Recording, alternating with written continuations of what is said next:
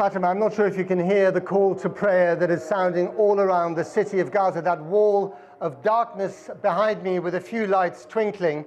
And there's a strip of light over my right shoulder. I'm not sure if you can see that. That is the Israeli city of Ashkelon that was quite badly hit by the missiles fired by Hamas here from Gaza. Of course, the casualties on that side were minimal compared to the casualties on this side.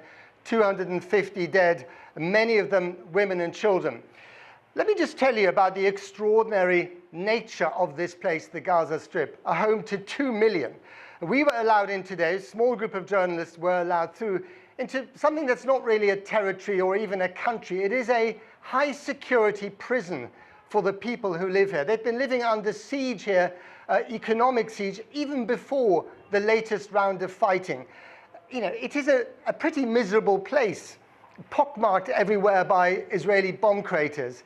And there's a real spirit of defiance tonight, but also jubilation that Hamas, the people who run this place, have given the Israelis the bloodiest nose yet in the different rounds of fighting. Now, the Israelis would say that, you know, they're trying to reduce the threat coming from here. Their civilians are under fire. 13 of them have died in the bombardment.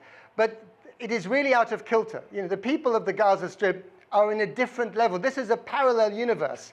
It's a sort of Truman Show from hell is what life feels like here. And I got a taste of it today.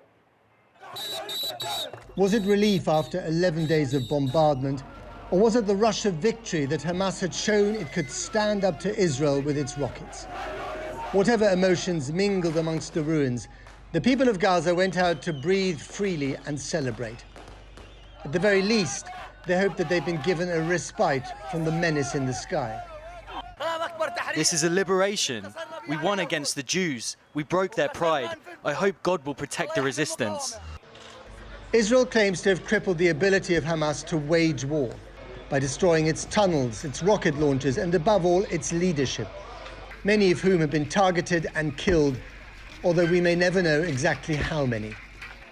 The destruction here is both very selective and then very total. This is Wahda, or Unity Street, one of the better addresses in Gaza and home to a number of residential blocks, like this one, once home to the Kolak family.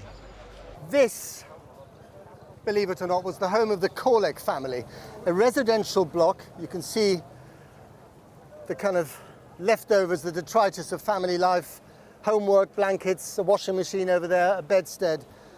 22 members of the same family were killed here, 6 of them children. The Israelis claim that they only target strategic assets. It's hard to see what was strategic about this.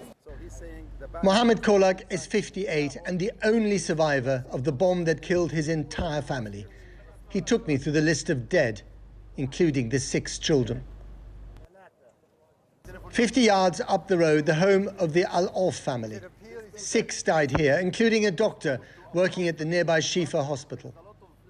The Israelis kept saying that they try to avoid civilian casualties. But looking at these residential blocks turned layered tombs, you have to ask yourself, how hard? The roads of Gaza are pockmarked with bomb craters like this one. No one we've spoken to here is quite sure why the Israelis targeted this place. Was it a strategic tunnel? Apparently there isn't one here. Was it a water pipe? In other words, destroying the infrastructure? Well, there is no water pipe, there's only a sewage pipe. So what was the point of this? Well, it's become an attraction for everyone to go and have a look at. And of course, you can imagine what this crater in the middle of the junction does to the traffic all around it. The crowds and the chaotic traffic here are a show of defiance.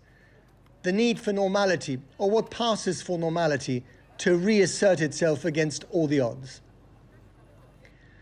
For the 2 million people of Gaza living in their mini semi-state turned prison camp, even the sea is a wall. Israel patrols everything behind a few hundred meters. But on this afternoon of the ceasefire, a trip to the beach felt like a show of resistance. The real issue, of course, is what happens now. Can you turn this ceasefire into any kind of political currency? Can there be negotiations about some kind of settlement? People are so tired of talking about the two-state solution and the peace process when there's no process and there's no peace. Will this be the opportunity to reboot all that? Or is this just, rather like the halftime in a football match, another pause in the fighting before the next round of another conflict that's even more bloody than the last one starts? There's got to be an awful lot of engagement, including from the United States and the European Union, starting from scratch, because for now, it's a dialogue of the deaf.